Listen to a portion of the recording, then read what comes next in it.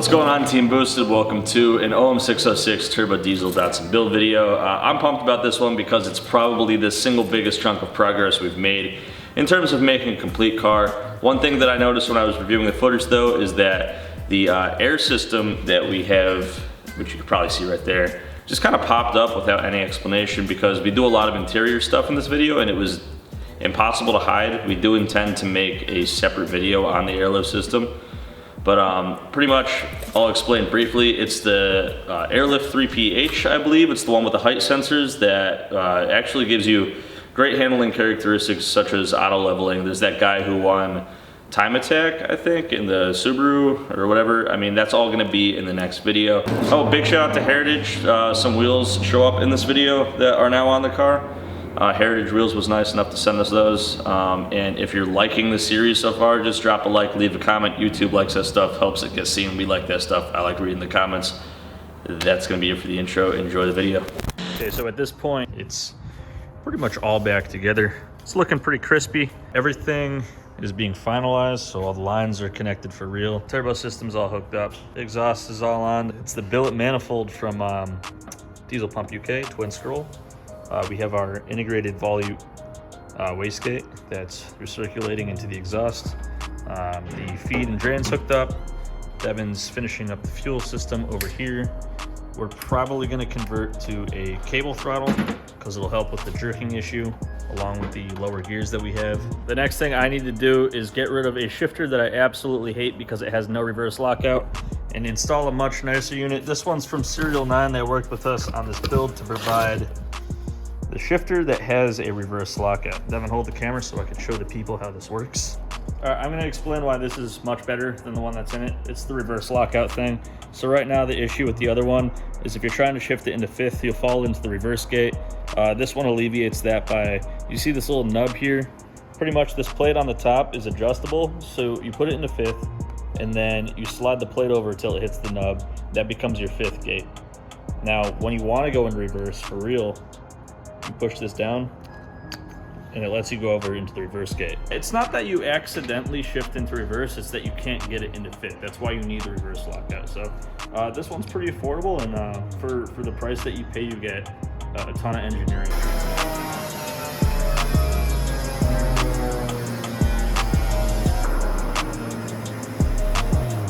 That wasn't that bad. Maybe 20 minutes. Obviously, this is in a 240Z with like nothing else in it, so a little advantageous for us, but shouldn't be hard for anybody else. So here we go. I'm just missing the shift knob, but first, second, third, fourth, and the good thing about this is if I want to go into fifth, I can just go all the way over without worrying about going in the reverse lockout, and then reverse, of course, is down and to the right. So pretty happy with this. As you can see, there's tons of adjustability with it. This plate, like I said, is movable, so we could fine adjust exactly where the reverse gate is to get really accurate shifts. But it seems pretty dialed in out of the box, so that's awesome. Highly recommend Serial 9. Big shout out to them for helping us out with this build.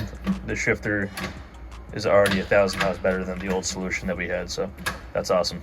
Okay, so it's pretty important for us to know where the seats are going to land for like a bunch of other things that we need to get this car driving. It's very possible that the holes that we have pre-drilled for our old Sparcos will fit these Sparcos. That's what Devin's trying to figure out right now. That'd be the easiest way. The worst that we have to do is patch the old holes and drill some fresh ones for the sliders. So it did work. So what that means is we're going to cut most of this shit out, and then we've got this little box tube.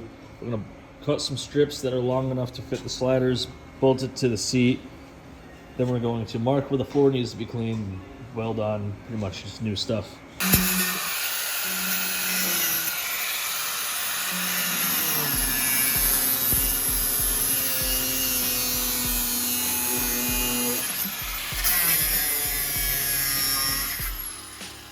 This is a fun job, Devin? No, it's literally my least favorite job in the world. So, you'll notice bits of sound deadening everywhere. It's because we've got our floors cleaned up, ready to weld the new box tube. These are original Datsun floors. How many of you Datsun owners are jealous? Look at that original metal. pretty much just weld these on and then bolt the seat in, and one side's done. Boo. So it's becoming extremely obvious to us that the car isn't going to be ready to run in a time frame that makes sense, because there's just so many details when you want to build something correctly. And in the, you know, we got this thing running and driving and it's been ripping down the road already, and that only took like 3 weeks. All this stuff, the last 10%, this is what takes the longest. You'll notice that there's been work done without filming it. We've enclosed the fuel cell in the battery. And what we're gonna do now is build an MDF flat trunk, and then it's gonna have a little hinge that goes over this. That's gonna let us mount our air compressor and our air tank and things like that back here. And then we'll be able to put some speakers and stuff like that as well. We're gonna make the MDF floor now, and then we're gonna move on and paint the rest of the interior, because most of the modification's been done. New shifters in, tunnels patched. There's no more brackets or anything. The seats are both mounted, so at this point, it's time to paint and sound deaden the floor, install the dash, install the center console, get these wires sorted, and we'll just keep chipping away until this thing's awesome.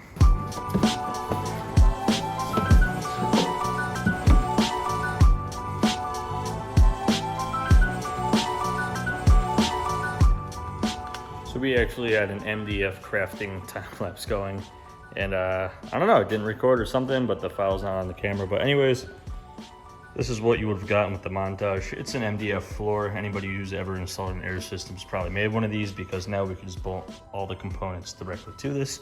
What we've done about the gas cap, instead of using the filler and building this intricate neck thing, we just got this like little low profile hinge. Boom. Gas cap. Diesel cap, I should say.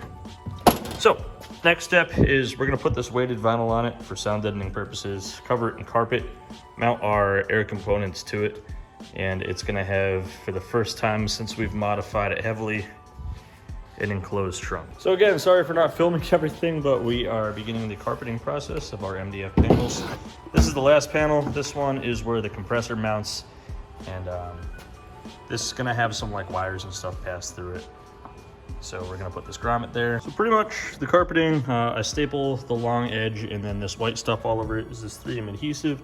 Wait for that to kit tack, put this down, staple along all the edges, cut the corners at 45 degrees. Use a claw hammer because it's wood and that's the law, and then they come out like that. Okay boys, say what you want about air, but we would have never went this hard making the back of this car. It hasn't had a back in as long as I can remember.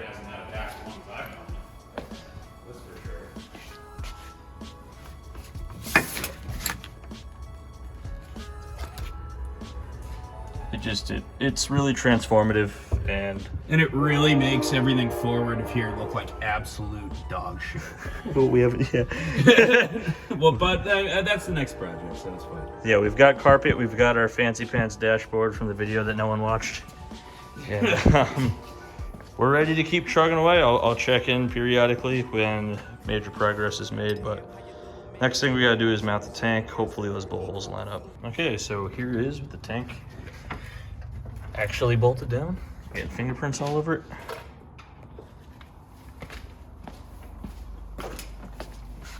So the thing with the tank being low like this is it allows the manifold to mount up there and stay away from condensation and things of that nature. What we've done here, which has already been pretty transformative, is just spray down its boom mat. It's like a spray-on sound deadening material. It's pretty much just like a rubberized undercoating, and I hit both sides with that. We're gonna put that weighted vinyl on the trans tunnel because that's where most of your noise comes from, and then we're gonna put in some industrial felt as carpet.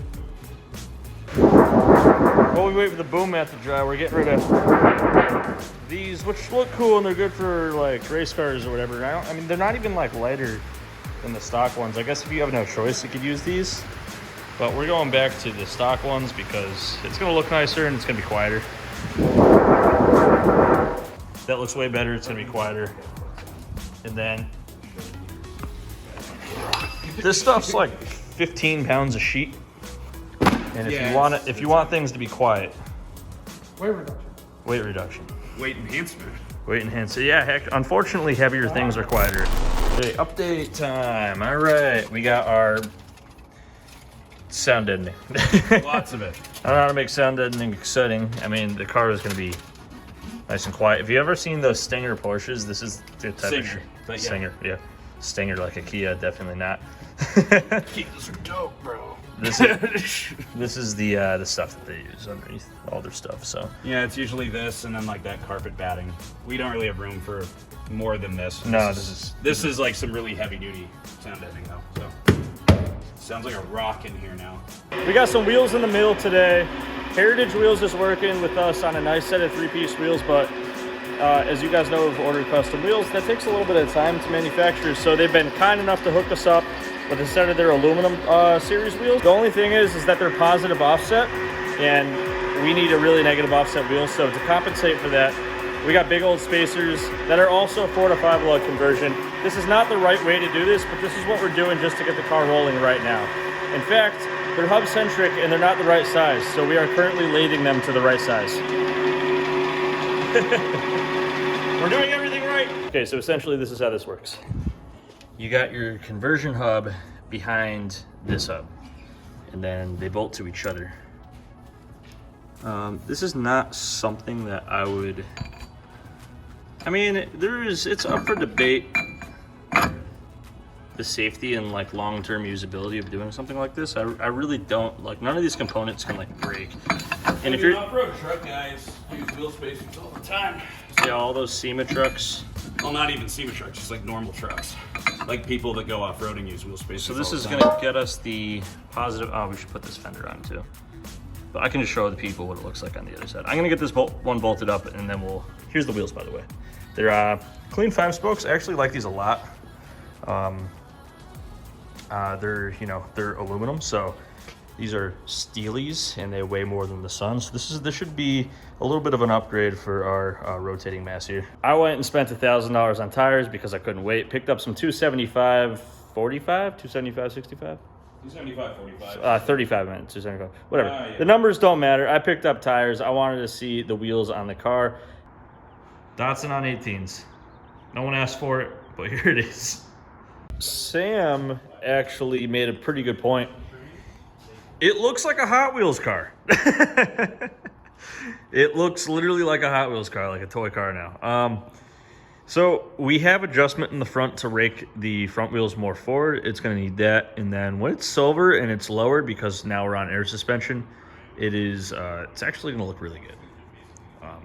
18 is just, it's a pretty big wheel. These cars are small, but I think it's pretty unique. And Sam was saying the part of him that likes Z's thinks there's something wrong about it, but the part of him that likes cars thinks it looks cool, and I do too. Yeah, I couldn't agree with that sentiment more, honestly. And the Hot Wheels car thing. I think Z's need like those Watanabes we have sitting around, but they don't really fit. So, it's kind of a thing. But these look sick as fuck. It's just morally wrong because I've never seen a Z with like 18s on it, so I feel like I should call whoever did this a loser. But like, yeah, the internet bullying me wants to make fun of you for him, But it looks cool. it really does look good with the flares though. Like if it didn't have the Rocket Bunny style kit on it, it would look Oh really yeah, if dumb. it still had the ZGs, it would be. Yeah.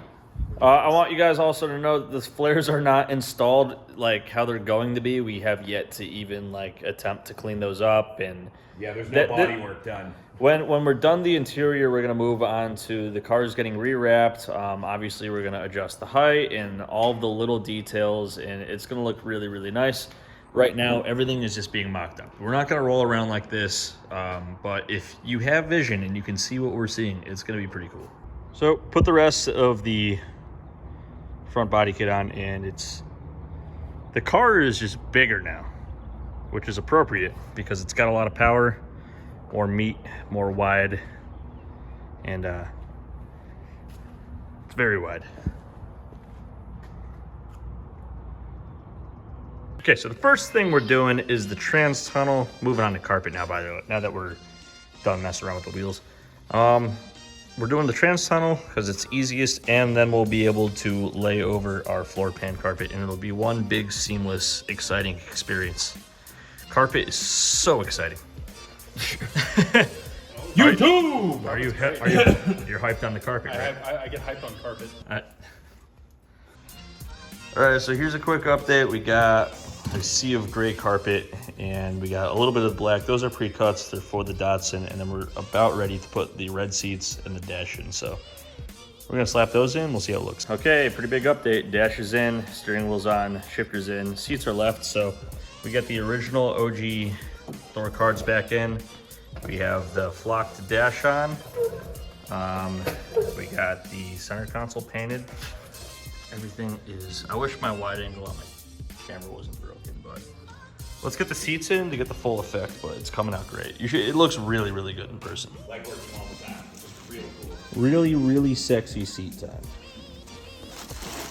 Sexy seat time. Oh, they are so getting all worked up looking at these. All right, let's get these in the car. So these bolt up with side mounts, and that gives you the most options. All right, I am exhausted, but it's come together. So let's start in the rear.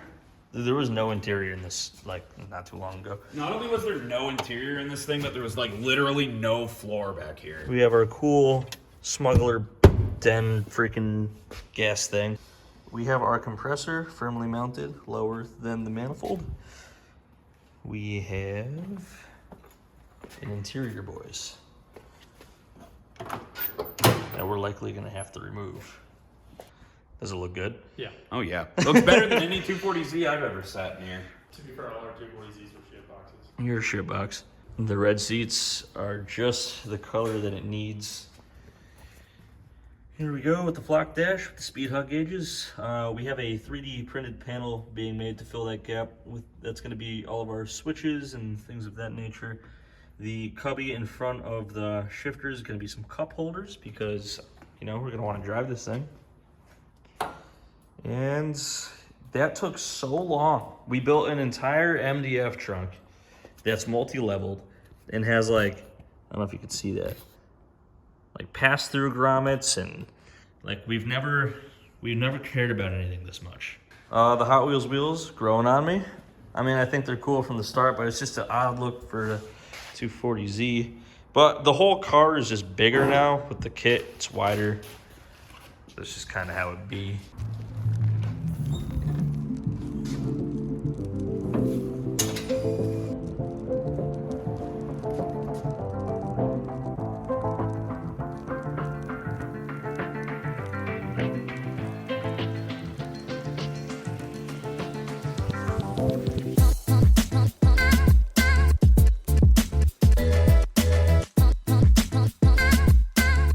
I think that's as much as we're gonna try to cram into a single video.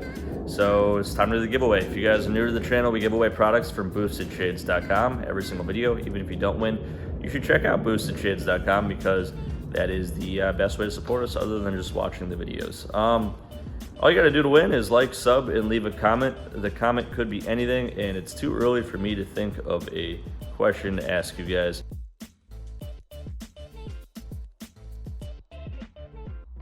So that's all I got for this one. I can't get YouTube to load either. I know I'm dropping the ball, so I can't pick last video's winner, so there'll be 2 winners in the next video. But hope you guys enjoyed, and we'll see you next time when it's running, hopefully.